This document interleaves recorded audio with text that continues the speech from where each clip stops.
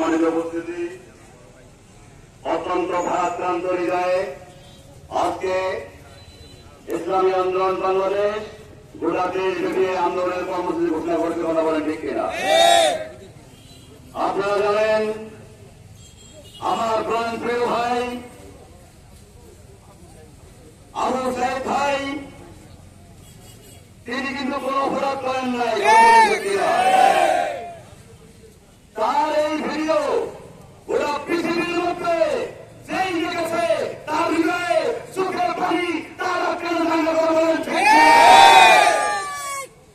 গুলি করার মতো বড় অপরাধ আবু সাইদ ভাই করে নাই। তিনি খালি হাতে পুলিশের সামনে নিজের বুককে উদার করে দিয়েছেন।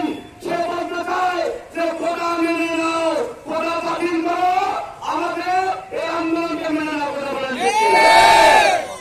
এই খুলনার পুলিশ তাকে প্রথমে গুলি করে, আমার সে দাঁড়িয়ে থাকে, আমার গুলি করে, আমার সে দাঁড়িয়ে থাকে, নির্মম ভাবে তৃতীয়বারের মতো গুলি করে কথা বলেন। কোন বিবেকবান মানুষেরা মানতে পারে না, পারে না, পারে না। সাংবাদিক সাথে বন্ধুগণ, আপনারা জানেন বীর সত্যময় অত্যন্ত সহনশীল রাজনীতি করে বলেন, ঠিক কিনা? আজকে আমাদের রাজপথে আসার কোন প্রয়োজন ছিল না।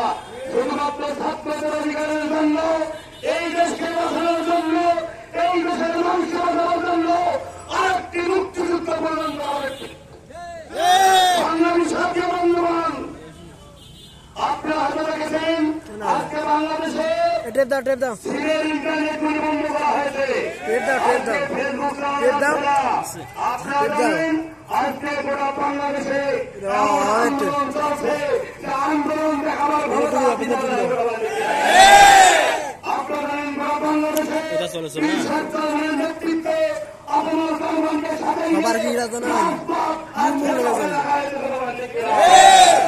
আজকে বাংলাদেশের ছাত্র সমাজ এই পুলিশের সামনে তারা জীবন বিলিয়ে দিয়ে তাদের অধিকারের জন্য রাজপথে এসেছে। আপনাদের এই রংপুরবাসী আপনাদের এখানে আজকে আশা করে বেশি করে, কারণ হল আমাদেরকে শিখিয়ে দিয়েছে রাজপথ ছাড়া যাবে না, যাবে না, যাবে না। আমরা রাজপথে আছি। শহীদ ভাই তুমি ঘুমো শান্তিতে, আমরা রাজপথে। শহীদ ভাই ঘুমো শান্তিতে, চরমনের লোক আছে রাজপথে, রাজপথে। সবাইকে রাজপথে আহ্বান জানিয়ে আমার বক্তব্য শেষ করছি। আসসালামু আলাইকুম ওয়া রাহমাতুল্লাহি ওয়া বারাকাতুহু।